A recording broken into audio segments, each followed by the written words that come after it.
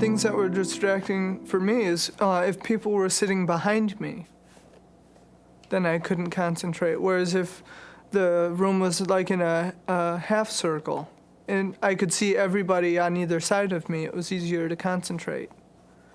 Children with fetal alcohol syndrome are very easily overstimulated by the environment, very easily overstimulated. And so we as teachers, we're taught to develop very creative environments, and including maybe lots of things on the walls, a busy classroom, lots of activities going on at the same time. For a child with fetal alcohol, they may be completely unable to learn in that environment. What they need is simplified environments, routine, structure, and that's how we build a creative environment for this child. There are several ways to set up the classroom that may help children with FAS focus their attention. Reduce distractions by reducing the clutter. Store materials not in use in the same place all year.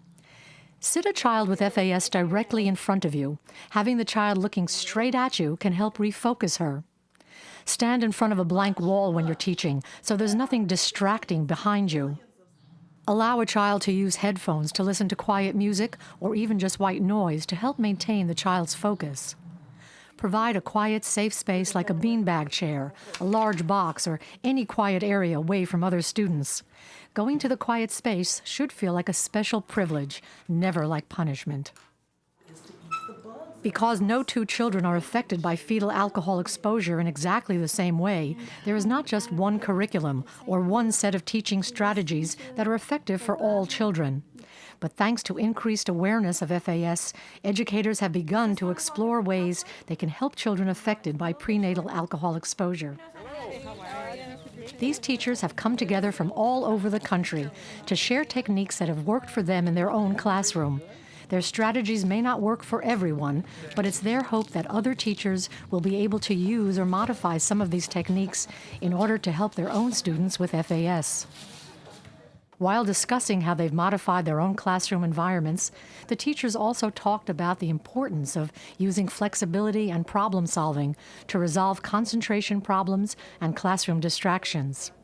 Play-Doh works really well. I had a teacher that had a little boy. He was always banging his pencil on the edge of his desk. And so I said, you know, I'm going to give you this Play-Doh, or actually I think it was a piece of clay.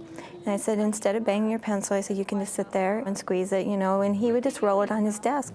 And it helped tremendously. I mean, he was still listening. He knew what was going on. He knew what the assignment was. What I find when I was in the alternative classroom, if a child wanted to do his math on the floor, I would allow him. And I find with a lot of teachers, we're not willing to make those physical changes in the classroom because it, quote unquote, doesn't look right. But we have to be willing to make those changes in the classroom if it's going to benefit the child. And it worked.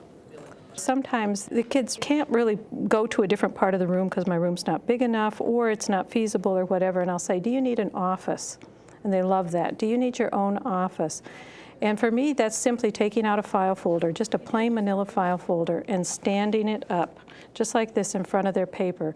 I like file folders because you can't do a lot with them. You can't play with the pockets like on a notebook. I've used notebooks, and that works okay, but you can't play with the rings, you can't play with the pockets. It's just a file folder, but it gives that little barrier. And in 2 seconds, you can whip out a file folder, set it up, and the student is back there working, and it just kind of takes the edge off worrying about what's happening on either side. Here are some additional tips for modifying the classroom environment. In a larger classroom, you might explain why the child with FAS may need a different learning style, like a file folder office or working on the floor. Use the arrangement of furniture and wall decorations to clearly define learning areas. Have as little competing noise as possible. Close the classroom door, for example, if there's a lot of talking or commotion in the hallway.